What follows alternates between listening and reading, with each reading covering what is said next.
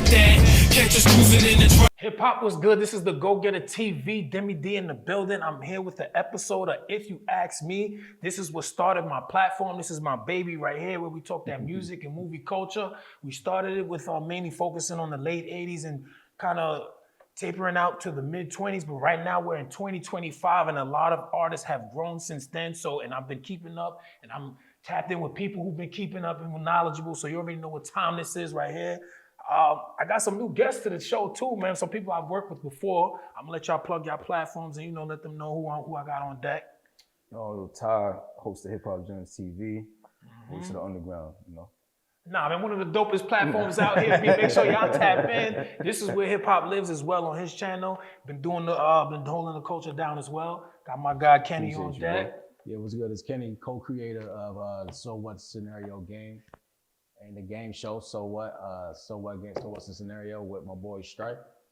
What's good?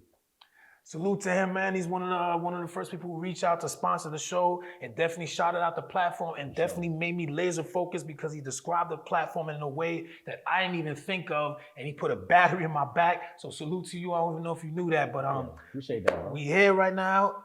If you ask me, we're gonna start off from what I do is I usually get a questionnaire or a list of everybody's favorite artists, just so I can get an idea of, something we can talk about. So I just picked, from your top 5 groups, I picked a group apiece, and I just want y'all to talk about, what made them your favorite, the albums and things like that. So I'm gonna start out with Ty, my guy. I'm gonna start with Ty, let him know. You had Dead Prez, man. I love this. You had Dead Prez in your top 5 groups, and that's one of my favorite groups as well. So let's start with, what was your intro to Dead Prez?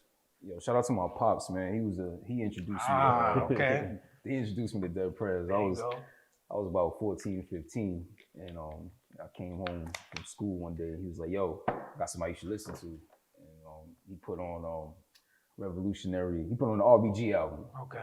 And the one after. That's the second one. The one after. Let's Get Free. He had on cassette. And I didn't hear that though. I didn't hear that at the time. I used to see it in his collection. I used to say, what the fuck is this? But anyway, so I heard RBG album, and I'll never forget just hearing Stick verse when he was just like, "Yo, backseat of the lag, big gat on my lap, ready for combat, feeling like Geronimo Pratt." That shit just blew my mind. So their Prez definitely was like, they just spoke to me. You know what I mean? After that, I just felt like much more connected, and then it was a wrap after that, man. Yeah. On that RBG, what I liked is that collab with Crazy Bone kind of came out of nowhere. What is it? Walk Like a Warrior. Yeah, that shit was dope.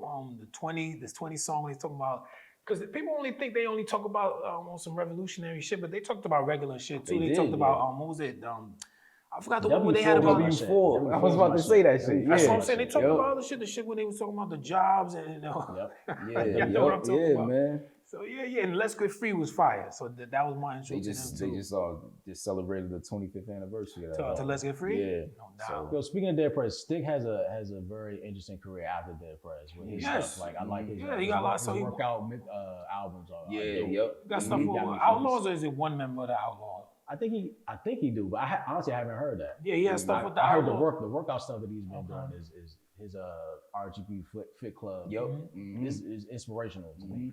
So they always promoted the health and staying fit.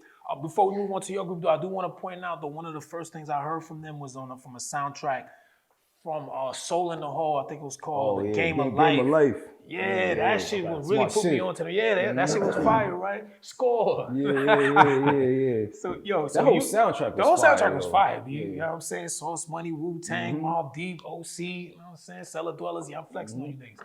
But you got a legendary group in your top 5. As most people view them as legendary. I feel like it's split. I feel like, but go ahead. Yeah, no, because I'm not, but I guess I don't really count. I'm not a fan, but I know for a fact they're legendary. I'm not the major fan, but Bone Thugs and Harmony. Yeah. So what was your intro to them? Was it the Creeping on the Come Up, or was it the... I don't remember the exact song. East 99. I don't remember the exact song. It might have been First of the Month, to be honest with you. That was a smash solo. Yeah, my story was like anti-pop. My pop was, he was against Bone all the way. What drew me to them is their look, like with the afro, and then they melodic and they spitting fast. Crossroads is the one that really sold me.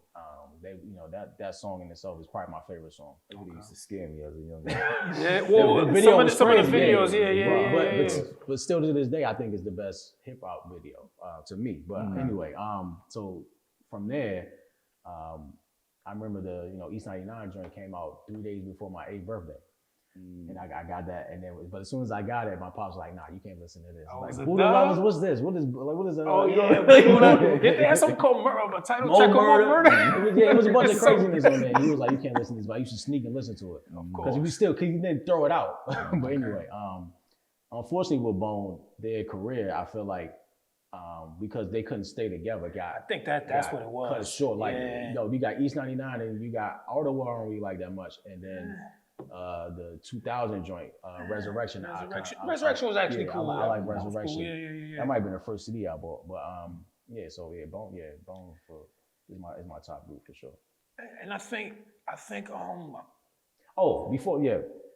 I would say they also inspired, with the fast flow, melodic flow that you see now. Them, 3-6, I would say are the starters of that. Twister. Everybody now got that double time flow.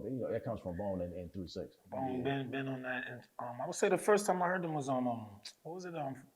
Not For the Love of Money. Oh, Thuggish Ruggish Bone. Yeah, that was the first genre. Yeah. And they weren't even spitting that fat or like Bone switches it up. Yeah. So a lot of people act like they only spit that rapid fire shit, but they definitely they can switch it up. And I think they put energy into that Mo Thug shit.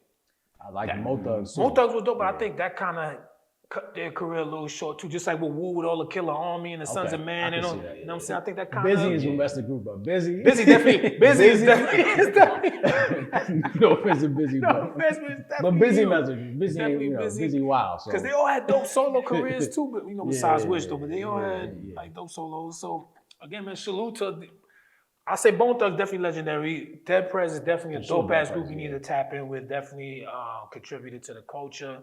Catalogs are pretty good. And, they held it down, man. Salute to Dead Prez, Bone Thugs. This is If You Ask Me. I'm your guy, Deme D. This is segment 1. Make sure y'all tap in, man. Subscribe, share,